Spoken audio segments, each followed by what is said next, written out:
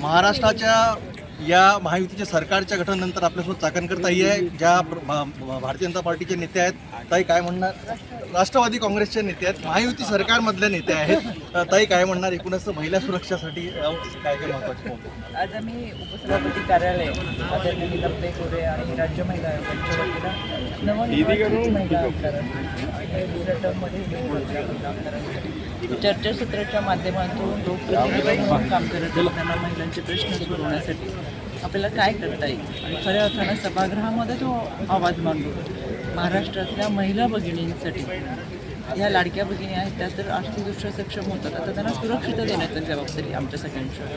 आणि त्याच्यासाठी आज आम्ही कार्यक्रमाचं आयोजन केलं होतं. या कार्यक्रमाच्या माध्यमातून अनेक विषय TV असतील किंवा चाइल्ड मॅरेज असतील, ह्युमन ट्रॅफिकिंग असतील, अशा अनेक विषयांवरती चर्चा करण्यात आली. आणि या सगळ्या लोकप्रतिनिधी या राज्य महिला आयोगाच्या संपर्कात राहतात. यामधून चांगल्या पद्धतीची चर्चा आणि महाराष्ट्रातल्या महिला भगिनींना सुरक्षित देण्यासाठी आम्ही सर्वजण प्रयत्न करतो. एकूणच ताई, ज्या प्रकारे डिजिटल इंडिया झाली आहे, कुठंतरी आता प्रत्येकाच्या जवळ मोबाईल आहे, त्यामुळे अजून कशी सुरक्षितता होणार अजून त्यासाठी काही पावलं उचलणार?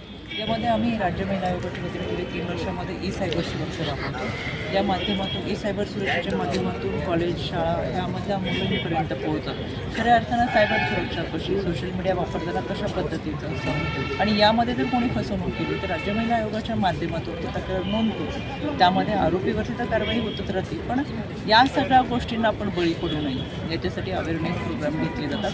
महाराष्ट्रामध्ये अनेक शाळा कॉलेजमध्ये हे कार्यक्रम झाले, ते मोठ्या प्रमाणे राबवत खऱ्या अर्थाने ही सायबर सुरक्षा आम्ही तळागाळापर्यंत पोहोचतो. शेवटचं ज्या प्रकारे महाविकास आघाडीच्या नेत्यांनी आंदोलन केलं, EVMवर आरोप लावले, काय म्हणणार? अपयशाला किती कोणाला तरी सापड पडावं लागतं, म्हणून महाविकास आघाडीचे लोकही ते दोष EVMला देतात. त्यांनी खरं तर लोकसभेच्या वेळी जर असं आंदोलन केलं असतं तर ते खरं वाटलं असतं. लोकसभेच्या निवडणुकीमध्ये गुलाल उधळत आनंद साजरा केला आणि आता विधानसभेच्या दरम्यान लोकांनी नाकारल्यानंतर तो पराभव पचवणं त्यांना अवघड जाते. त्याच्यासाठी फार खिलाडूवृत्ती आणि मन सक्षम लागतं. जे महाराष्ट्राच्या जनतेने कौल दिलं ते त्यांनी स्वीकारायला हवं, कारण की त्यांनी आत्मपरीक्षण करणं गरजेचं आहे. महाराष्ट्रात लाडक्या बहिणींनी महायुती सरकारला मतदान केले, ज्यामध्ये आदरणीय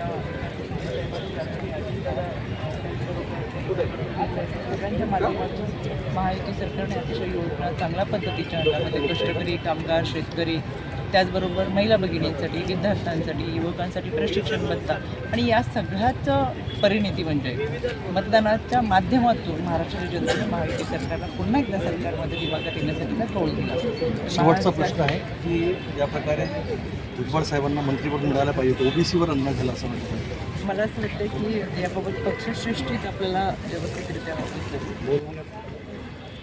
एकूणच महिलांच्या सुरक्षिततेसाठी महत्त्वाचे पावले उचलले जाईल आणि राष्ट्रवादीच्या नेत्या विद्याताई चाकणकर आपल्यासोबत होत्या आणि पुढे या महिलांच्या सुरक्षेसाठी सायबर सेलसुद्धा उघडला जाईल.